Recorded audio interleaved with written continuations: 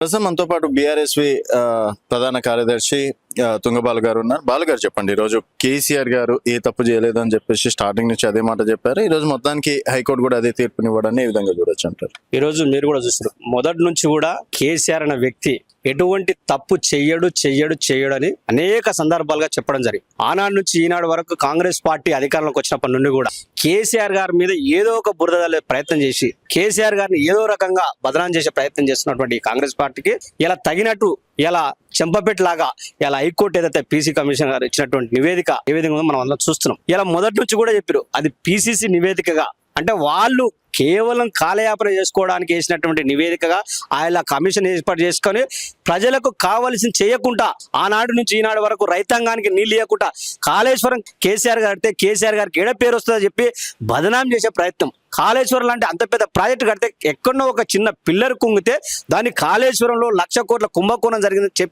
చెప్పి కేసీఆర్ గారు బదనాం చేయాలని అనేక సందర్భాలుగా చూసినా ఇవాళ ఇదే తీర్పు హైకోర్టు ఏ విధంగా తీర్పిచ్చిందో ప్రజలందరూ కూడా చూసారు. కాబట్టి ఇలా కాంగ్రెస్ పార్టీకి చెంప చెల్లుమన్నట్టుగా ఇలా తీర్పు వచ్చిందని మేము స్వాగతిస్తున్నాం. అయితే హరీష్ రావు గారు ఢిల్లీకి వెళ్ళడం, తర్వాత రేవంత్ రెడ్డి గారు కూడా చెప్పడం, సో వెంటనే ఈ తీర్పు రావడం, సో హరీష్ రావు గారు బీజేపీ తోటి ఏమన్నా లాబింగ్ జరిగింది అనుకోవచ్చు? అన్ని కూడా ఎక్కడ కూడా లాబింగ్ అనేది ఉండదు. ఇవాళ హైకోర్టు ఆనాడు నుంచే ఈనాడు కోర్టుల మీద నమ్మకం ఉంది. హైకోర్టుకు పోవాలి కాబట్టి సభ్యులుగా పోయారు, అక్కడ అటెండ్ అయ్యారు.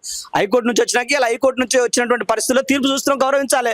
అంతేగాని ఇలా 2.5 సంవత్సరాల ఈయన రైతులకు ఇవ్వాల్సినటువంటి నీళ్ళు ఇవ్వకుండా ఇటువంటి మాటలు మాట్లాడి ప్రజలను డైవర్ట్ ఇట్లా కూడా మళ్ళీ వచ్చిన తీర్పును కూడా ఇగో ఇందులో ఈ విధంగా ఇది బీజేపీలతో ఏమైనా ఇది సంబంధాలు ఉన్నాయా అంటే ఏ విధంగా అంటే ఎక్కడ అవకాశం దొరికితే అక్కడ బీఆర్ఎస్ పార్టీని బదనాం చేయాలి తప్ప వీళ్ళు కాంగ్రెస్ పార్టీ అధికారంలోకి వచ్చినాక ఈ ప్రజలకు ఇచ్చినటువంటి హామీల పట్ల కావచ్చు, ఈ ప్రజలకు చేస్తున్నటువంటి ఇలా కాళేశ్వరం లాంటి ప్రాజెక్టులు ఇలా ఎర్రటి ఎండాకాలంలో కూడా ఇలా మా ప్రాంతం చూస్తే ఆలేరు గంధమాల నుంచి ఇలా ఆలేరు ప్రాంతం కావచ్చు, భువనగిరి ప్రాంతం కావచ్చు, తుంగతుర్తి ప్రాంతం కావచ్చు, సూర్యాపేట వరకు ఇలా ఎర్రటి ఎండలో కూడా చెరువులు మత్తడి దుంకుతున్నాయి. అంటే ఇలా కాళేశ్వరం కదా, ఇలా ఇంత పెద్ద ఎర్రటి ఎండలో ఒకనాడు మేము చూసినాం.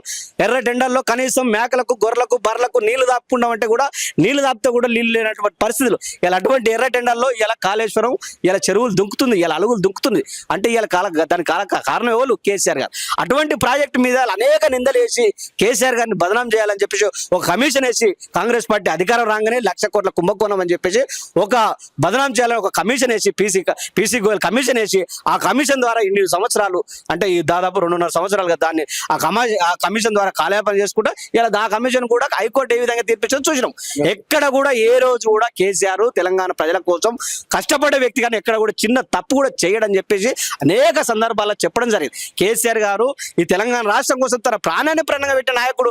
ఇటువంటి కాళేశ్వరం ప్రాజెక్టు కట్టి ప్రజల బాధలు కాదు, రైతాంగ బాధలు, రైతుల కష్టాలు, వ్యవసాయం గురించి తెలిసిన నాయకుడు కాబట్టి వ్యవసాయం అంటే ఎంత ఇబ్బంది ఉంటుందో, ఆ వ్యవసాయం అభివృద్ధి చెందుతుంది, ఈ రాష్ట్రం అభివృద్ధి చెందుతుంది అని చెప్పేసి తన తెలంగాణ రాష్ట్రం రాగానే ఫస్ట్ నిధులు నియామకాలు ఏదైతే ఉంటుందో ఆ నీళ్ల విషయంలో కేసీఆర్ గారు ఎక్కడ కూడా ఒక ఇంజనీర్ గా అన్ని రకాలుగా ఒక తెలిసిన వ్యక్తి ఒక తన సొంతంగా అంటే కాళేశ్వరం లాంటి ప్రాజెక్టు కడితే ఈ రైతాంగం అంతా బాగుపడతాని చెప్పి కేసీఆర్ గారు రాత్రి పగలు ఆలోచించి కాళేశ్వరం ప్రాజెక్టు కడితే వీళ్ళు కావలసి బదనాం చేసి కేసీఆర్ గారిని ఏదో ప్రజల ముందులా ఏదో తప్పు చేసిండని చెప్పేసి ఏదో ప్రయత్నం చేసేది కాంగ్రెస్ పార్టీ.